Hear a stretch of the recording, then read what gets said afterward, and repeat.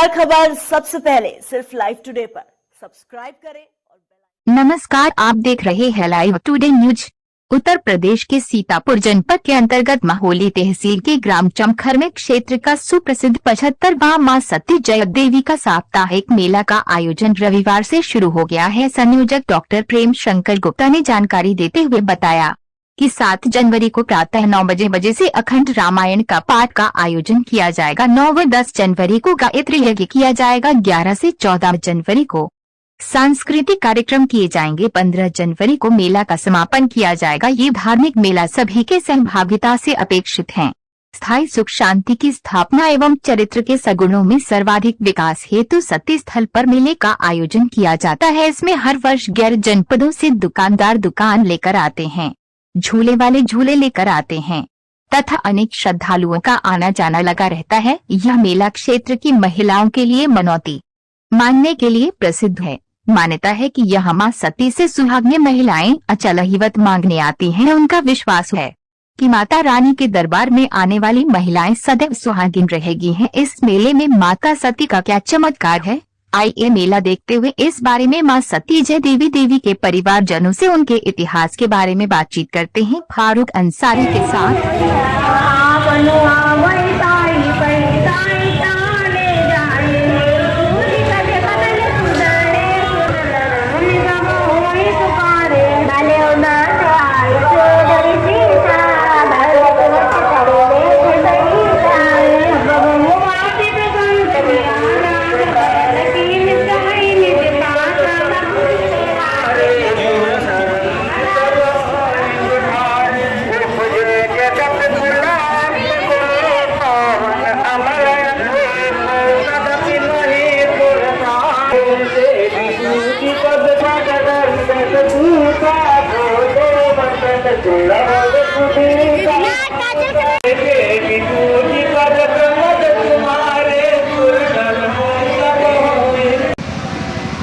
नमस्कार, आप देख रहे हैं लाइव टुडे न्यूज़ में हूं फारूक अंसारी। इस समय हम मौजूद हैं उत्तर प्रदेश के सीतापुर ज़िले के तहसील महोली ग्राम चमखर में। चमखर मेला जो चमखर गांव है, यहाँ पर एक बहुत ही पुराना मंदिर स्थापित है जो कि सती जय देवी के नाम से मंदिर है।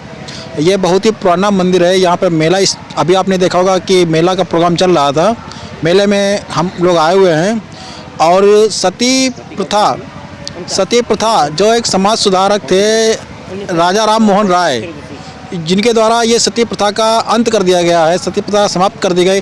पहले लोग क्या करते थे कि बहुओं को मतलब ज़बरदस्ती जला देते थे, सती कर देते थे, लेकिन उस प्रथा को उन्होंने ख़त्म कर दिया। और उसके बाद ये सती जो यहाँ पे जय देवी थी, वो उन्होंने बाद में सती हुई हैं। और वो कैसे सती हुई, आइए इसके बारे में बात करते हैं। इनके घर के मतलब लोग मौजूद हैं। जी आइए बात करते हैं। आपका नाम क्या है? अजय प्रकाश गुप्ता। सती जी हमारी बुआ थी, हम उनके सगे भतीजे हैं जी। ये बताइए कि ये कैसे सती हुई थी, इसका क्या इतिहास रहा है, कैसे क्या बताइए? जो हमारे बाबा या पिताजी ने बताया, सन 1949 में स्वयं अग्नि पैदा करके ऐसी सती इस कलिकाल में नहीं हुई है। ये पुरातन में तो हुई और युगों में हुई हैं, मगर इस कलिकाल में स्वयं अग्नि पैदा करके और लाखों करोड़ों आदमियों के समक्ष सती हुई। यहाँ पर गीता प्रेस गोरखपुर, हनुमान पोद्दार और देश के उस समय राम सुखदास जी ऐसे सरीखे संत यहाँ से पधारे आकर के, और उन लोगों ने कल्याण में जो सबसे बड़ी विश्व की सबसे बड़ी पत्रिका है सत्यनिष्ठा की, उस पत्रिकाओं में यहाँ का पूरा ब्यौरा दिया। और इनकी मूर्ति भारत माता मंदिर की तीसरी मंजिल में पहली स्थापना सती जय देवी चमखर की वहाँ पर स्थापना भी है। और जो आपने सती प्रथा की बात अभी कही, वो प्रथा है और ये स्वयं सिद्ध है। यहाँ प्रथा तो अलग विषय हो गई, प्रथा में तो करना पड़ेगा, भाव नहीं होता। प्रथा में अंतर हो गया। प्रथा एक तरह की एक व्यवस्था है और ये भाव है। उनकी एक पास जो शक्ति थी, इस तरह की इच्छा शक्ति, इसके आधार पर ईश्वर की सत्ता से जुड़ी थी वो उसी आधार पर उन्होंने सत्य को प्रदर्शित किया और सत्य लाई। और हमारे परिवार के लिए हम तो अपने को सौभाग्यशाली हम ही सब लोग मानते हैं कि ऐसे पर सती होना ही था। तो हमारे परिवार के हम लोगों को भी धन्य कर गई कि हम लोग ऐसे सती परिवार से जन्मे अब आ करके, तो हम लोगों का ये बहुत बड़ा पुण्य है। जी तो बता रहे थे कि मतलब हम ऐसे परिवार से जुड़े हुए हैं कि जिनके घर में ये एक प्रभु से मतलब इनकी आस्था जुड़ी हुई थी, जिनके शक्ति से अग्नि प्रकट हुई, अग्नि प्रकट होकर वो स्वयं ही यहाँ पे सती हुई हैं और उन्हीं के वंशज हैं। आइए हम बात करते हैं हमारे व्यापार मंडल के अध्यक्ष दीपू जी जो है उनसे हम बात कर देते हैं, वो भी बताते। ये बता देना। जी बताइए।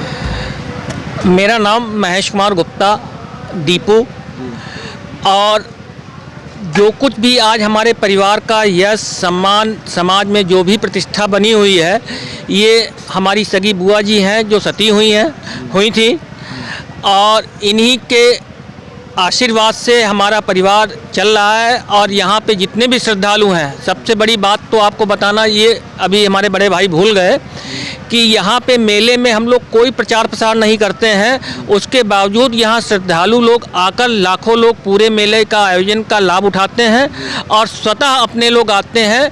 ये अपने आप में एक बहुत बड़ा चमत्कार समझिए या माता जी की कृपा समझिए। आज भी लोगों की ये मानता है, जो सच्चे दिल से यहाँ पे दर्शन करता है उसकी पूरी मनोकामना पूर्ण होती है, और दिनों दिन यहाँ पर भीड़ बढ़ती जा रही है।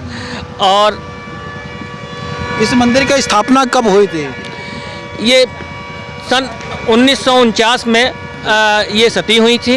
ये 75वां वार्षिकोत्सव, हम लोग उसी को वार्षिकोत्सव के रूप में बनाते हैं। और मंदिर पे कार्य उसी के बाद में 49 के बाद में चालू किया गया है, और इसको प्रत्येक वर्ष इसमें कुछ ना कुछ नया किया जाता है हम लोगों के द्वारा, परिवार के सदस्यों के द्वारा, और आगे भी होता रहेगा। तो ये जो मंदिर है आपका, इसमें जो है ये अंग्रेजी महीने की दिसंबर में ही ये इसका मेला लगता है कि या हिंदी महीने के नाम से? ये हिंदी तिथि के हिसाब से होता है, पूस बदी 13 को होता है। ये पूस महीने में 13 को ये पड़ता है। ये दिसंबर में भी पड़ता है, जनवरी के फर्स्ट वीक में भी चला जाता है। इसी हिसाब से पूस बदी 13 9 तारीख को पड़ेगी। उसी दिन इसका मेन मतलब वार्षिकोत्सव का मेन दिन होता है, इसी दिन सती हुई थी। आज इसका जो 7 तारीख, आज इसका मेन दिन है। आज रामायण बैठी है, आज शुभारंभ है। अभी आपने जो देखा ये अभी झलक है।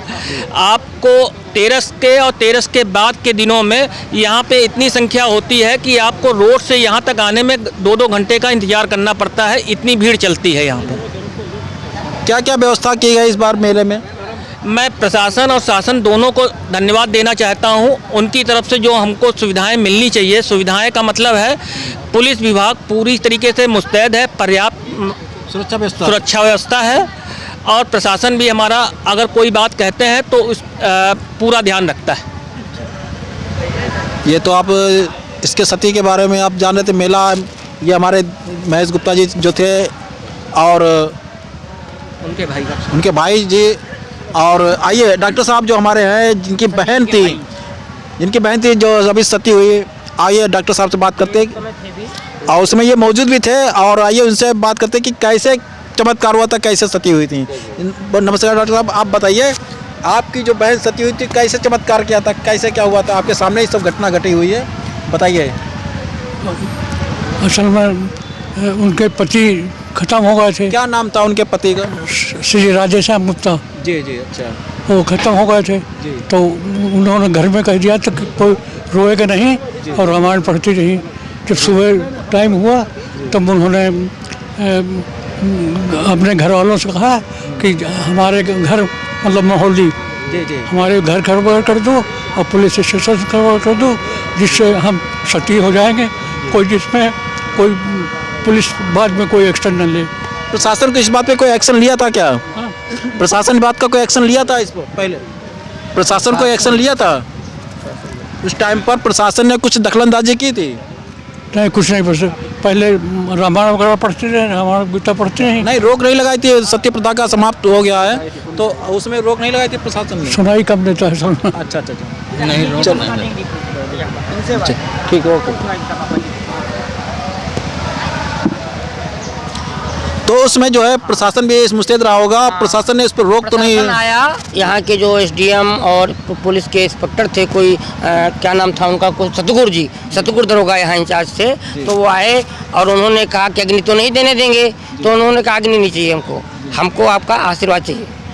तो इतना कहने के बाद वो उन्होंने कहा कुछ सत्य की परीक्षा करो।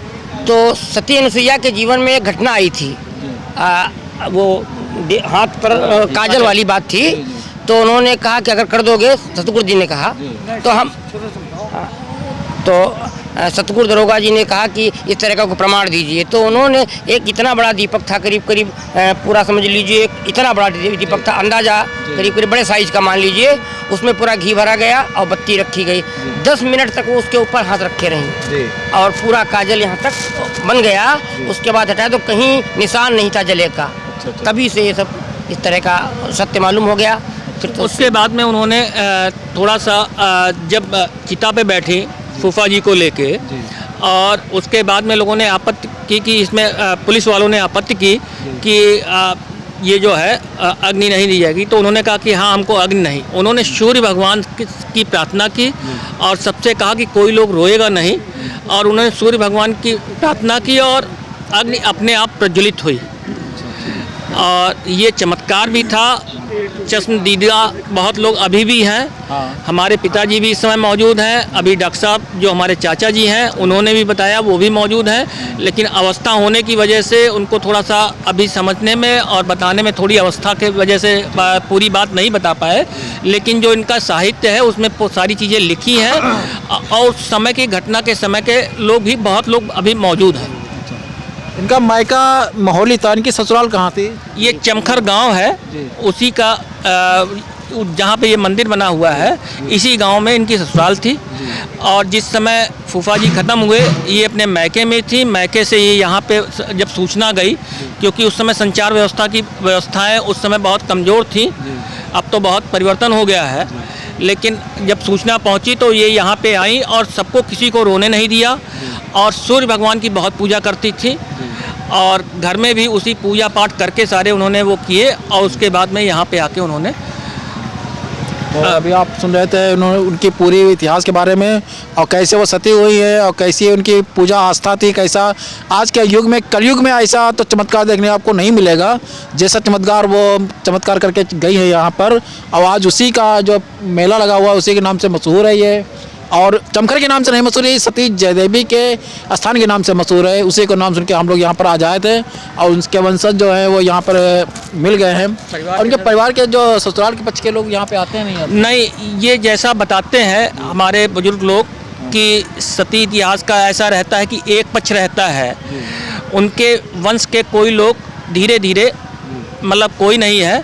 इसीलिए हम लोग इस मेले की परंपरा को अनवरत बनाए हुए हैं, और आगे भी हम लोग इसको इसी तरीके से मेले को, क्योंकि श्रद्धालु बहुत आते हैं तो मजबूरन हम लोगों को आके यहाँ पे थोड़ी बहुत व्यवस्था करनी पड़ती है।